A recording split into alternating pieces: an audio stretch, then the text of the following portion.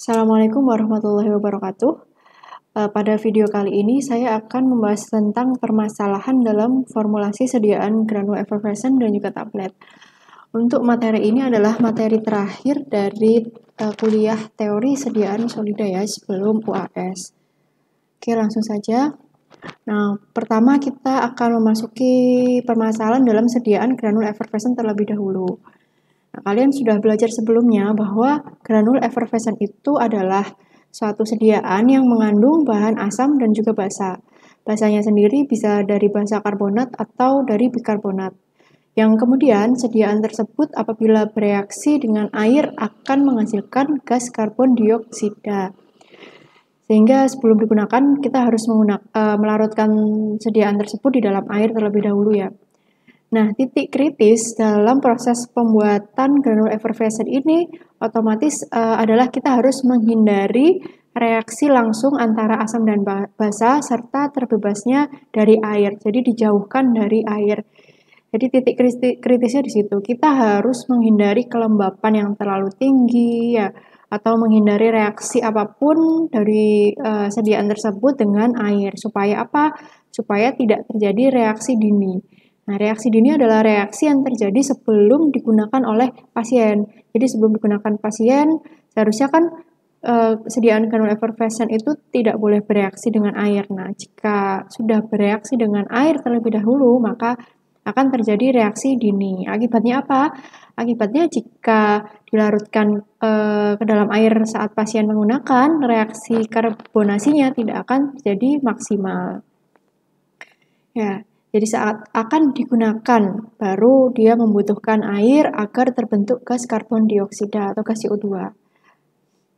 Nah, masalah utama yang dihadapi adalah pengendalian dari kelembapan dan juga suhu. Nah, kita kan harus menghindari reaksi antara asam dan basa dengan air ya. Nah, air itu otomatis hubungannya dengan kelembapan dan juga suhu. Jadi kelembapan dan suhu kita harus jaga, mulai dari kelembapan dan suhu pada ruangan produksi, ruangan pengemas, ruangan untuk mengemas, sampai ruangan penyimpanan dari obat tersebut. Itu harus dikendalikan ya, supaya mempertahankan kestabilan produk selama pembuatan, penyimpanan, dan juga selama proses penggunaan oleh pasien. Jadi di kemasan juga harus kita tulis granul effervescent tersebut harus disimpan pada suhu berapa gitu. Boleh disimpan di lemari es atau tidak, itu harus diberi keterangan. Nah, yang perlu diperhatikan itu juga pada saat proses pembuatannya itu termasuk bahan baku, zat aktif, dan juga sumber asam dan basa. Jadi dari bahan baku awal sebelum dicampur itu juga harus sudah diperhatikan kelembapan dan suhunya, penyimpanannya. Itu ya, itu untuk granul effervescent. Sedangkan untuk permasalahan dalam proses pembuatan tablet, itu sumber penyebabnya ada dari formula atau dari alat. Atau juga bisa dari kombinasi keduanya, formula dan juga alat. Dan masalah yang timbul di dalam proses pembuatan tablet itu macam-macam. Ada yang namanya capping atau lamination, picking, ya, sticking, mottling, variasi bobot, variasi kekerasan, dan double impression. Ini. Kita akan bahas satu-satu apa itu yang dinamakan capping dan lain-lainnya. Ini yang pertama. Yang pertama adalah capping dan lamination. Ini agak mirip ya, antara capping dan lamination ini agak mirip. Yang pertama capping. Capping itu berarti dia partial or complete separation of the top or bottom of tablet. Jadi dia separation. Separation itu berarti dia memisah gitu ya. Memisahnya sebagian atau komplit atau secara keseluruhan dari atas ataupun juga bawah bagian tablet. Jadi tablet itu kan ada bagian atas sama bawah. Nah, itu dia bisa terlepas. Terlepas atas atau bawahnya sedikit ataupun banyak itu namanya capping. Kalau lamination, dia itu terpisahnya itu lebih jelas menjadi beberapa lapisan. Jadi 2 atau lebih lapisan, itu lamination. Contohnya gambarnya seperti ini ya. Ini untuk yang lamination. Jadi kan tabletnya itu dia pecah jadi 3 ini contohnya. Ini dia lamination. Dia terbaginya itu jelas menjadi 3 lapisan atau 2 lapisan itu. Kalau capping, ini gambarnya seperti ini. Ya, jadi dia bagian atasnya yaitu terlepas. Nah, ini bisa dikarenakan bagian yang atas ini menempel pada punch atasnya, gitu ya, sehingga tabletnya terjadi capping seperti ini. Atau bisa dari bawah. Ya, capping itu bisa juga dari bawah. Jadi atas atau bawah sedikit ataupun keseluruhan seperti. Kalau lamination lapisannya terbaginya lebih jelas daripada yang capping gitu. Nah, penyebabnya apa? Penyebab terjadinya capping dan lamination ini yang pertama granulnya terlalu kering. Ya, jadi dia tidak kompak karena terlalu kering jadi dia gampang terpisah. Atau fines-nya terlalu banyak. Atau bentuk punch itu cetakan atasnya itu terlalu cekung gitu ya. Atau die-nya itu yang samping kanan kiri itu aus atau rusak ya. Dan pengaturan punch bawahnya tidak tepat. Itu penyebab dari terjadinya capping dan juga lamination. Lalu masalah selanjutnya yaitu sticking dan picking. Kalau stick itu kan menempel ya. Jadi penempelan antara satu tablet dengan tablet lainnya. Nah, kalau misalnya tablet ini menempel, ketika tablet itu sudah terlepas, biasanya kan ada bagian yang mengelupas seperti ini ya. Nah, bagian yang mengelupas seperti ini berarti dia tablet itu sudah mengalami picking. Jadi picking itu pengelupasan sebagian permukaan tablet karena adanya sticking ya, karena menempel kemudian dia lepas ya, terus ada pengelupasan di tablet, itu namanya picking. Penyebabnya karena apa? Yang pertama karena kelembapan atau moisture kontennya itu terlalu tinggi, jadi granulnya itu terlalu basah atau bahan pengikatnya kurang atau juga kurang efektif. Lubrikannya, pelincirnya itu kurang atau kurang efektif juga. Dan bahan memiliki titik lebur atau titik lelehnya rendah. Atau punch digrafir. Jadi punch yang untuk mencetak yang bagian atas atau bawah itu digrafir. Digrafir itu dicetak huruf gitu ya. Biasanya kan tablet ada mereknya gitu ya. Nah, itu digrafir ada misal huruf A, B atau O. Nah, itu bisa menyebabkan antar tablet dengan tablet lainnya itu menempel.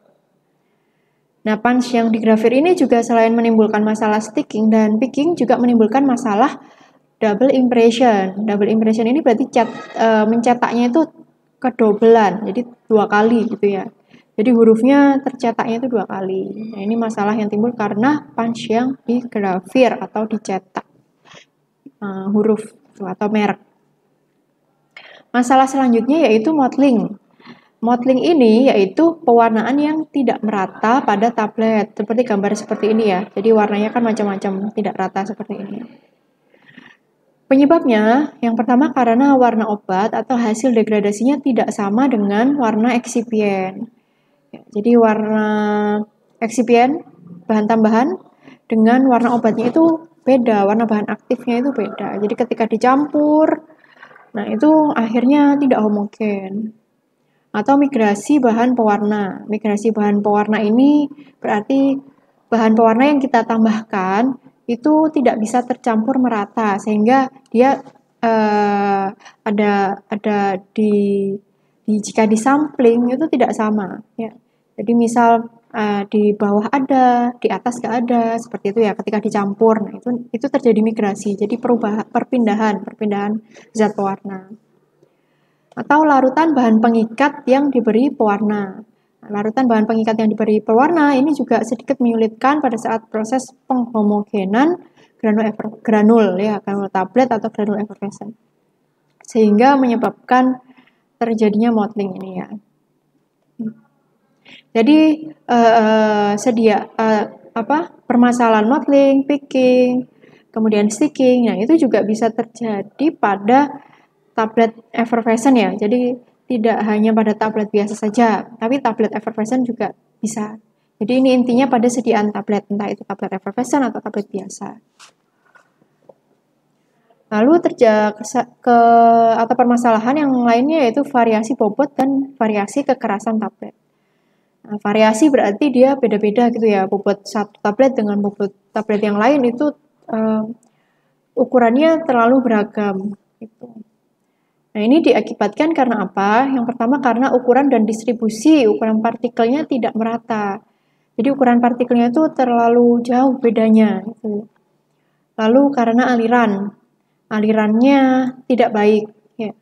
Nah, aliran tidak baik ini bisa diakibatkan karena glidannya itu kurang atau kurang efektif, atau kecepatan mesinnya terlalu cepat, atau juga desain hopper. Hopper itu wadah granul yang di atasnya punch. Sebelum masuk ke punch itu kan masuk ke hopper dulu. Dari hopper kemudian masuk ke dalam die dan juga punch-nya itu.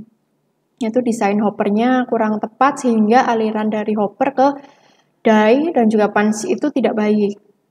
Atau masalah yang aliran selanjutnya tentang pencampuran glidannya kurang rata atau kurang homogen. Dan juga variasi dari punch ya. Jadi di grafir itu juga termasuk variasi gitu. Ini masalah dari variasi bobot dan variasi kekerasan tablet. Oke, nah itu semua adalah permasalahan yang bisa terjadi pada saat proses pembuatan sediaan solida. Sediaan solida di sini khususnya yaitu granul effervescent dan juga sediaan tablet. Tablet biasa, tablet effervescent, atau tablet salut, itu juga bisa ya. Oke, sekian materi tentang permasalahan proses pembuatan ini yang bisa saya sampaikan. Apabila ada yang ditanyakan, bisa ditanyakan langsung pada saya. Terima kasih atas perhatiannya. Assalamualaikum warahmatullahi wabarakatuh.